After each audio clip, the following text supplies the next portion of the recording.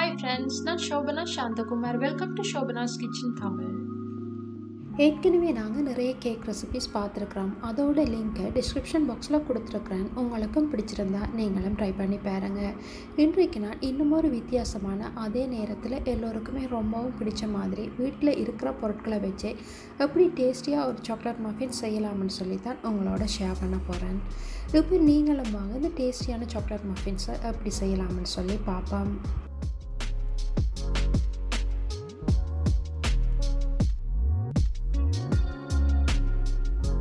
இப்போ இந்த மஃபின் செய்கிறதுக்காக 2 முட்டையும் ஒரு பேக்கெட் வெனிலா சுகரும் அதோட பார்த்தீங்கன்னு சொன்னால் 120 கிராம் சீனியும் எடுத்துருக்கிறேன்.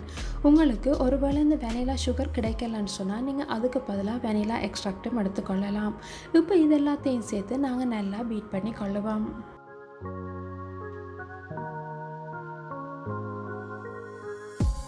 இப்போ பாருங்கள், இந்த சீனி முட்டையெல்லாம் நல்லா பீட் பண்ணப்பட்டு இவ்வாறு ஒரு லைட் கலராக வந்திருக்குது. இந்த நேரத்தில் இதோடு நாங்கள் 100 ml ஆயிலையும் சேர்த்து தொடர்ந்து நல்லா பீட் பண்ணி கொள்ளுவோம்.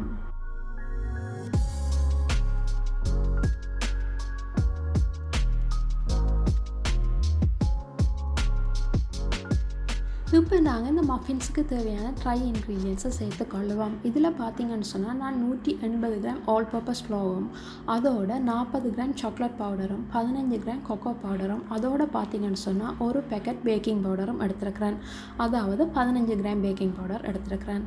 ஒருவேளை உங்களுக்கு இந்த சாக்லேட் பவுடர் கிடைக்கலன்னு சொன்னால் அதுக்கு பதிலாக நீங்கள் மொத்தமாக 30 கிராம் கொக்கோ பவுடர் சேர்த்திங்கன்னு சொன்னால் உங்களுக்கு சரியாக இருக்கும்.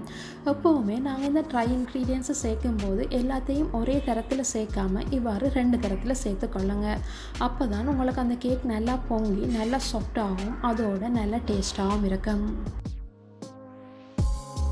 இதோடு பார்த்தீங்கன்னு சொன்னால் நாங்கள் 120 ml பாலும் எடுத்துருக்கிறோம். அதையும் இவ்வாறு கொஞ்சம் கொஞ்சமாக சேர்த்து நல்லா மிக்ஸ் பண்ணி கொள்ளுவோம்.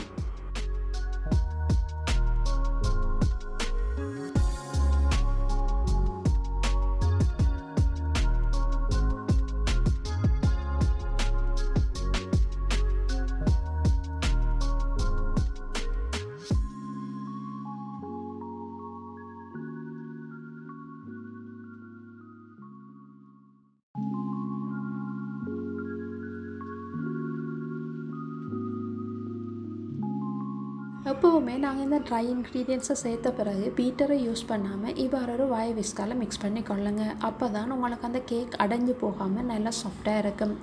இப்போ பாருங்கள், நாங்கள் இந்த கலவையில் எந்த கட்டியுமே இல்லாமல் நல்லா ஸ்மூத்தாக மிக்ஸ் பண்ணி எடுத்துருக்கிறோம்.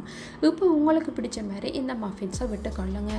இதில் பார்த்தீங்கன்னு சொன்னால் நான் இவ்வாறு ஒரு ஐஸ்கிரீம் ஸ்பூனால் தான் இந்த மஃபின்ஸை விட்டு கொள்கிறேன். அவ்வாறு விடுறதால உங்களுக்கு எல்லா மஃபின்ஸும் ஒரே அளவில் கிடைக்கக்கூடியதாக இருக்கும்.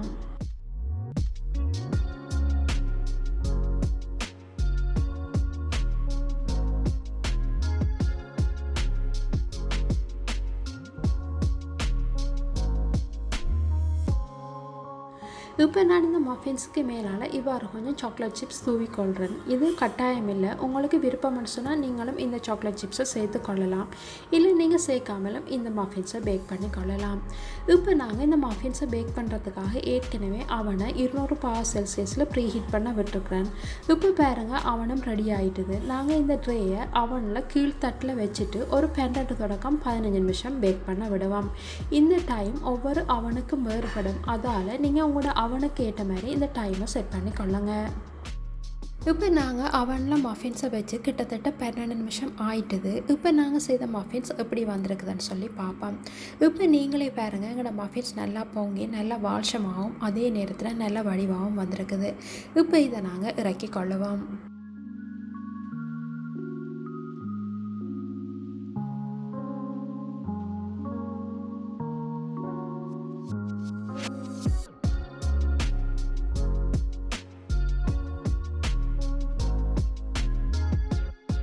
இப்போ இந்த மஃபின்ஸை இவ்வாறு ட்ரேயிலிருந்து எடுத்து இவ்வாறு ஒரு வயர் ட்ராக்கில் வச்சு நல்லா ஆற விட்டு கொள்ளுவோம்.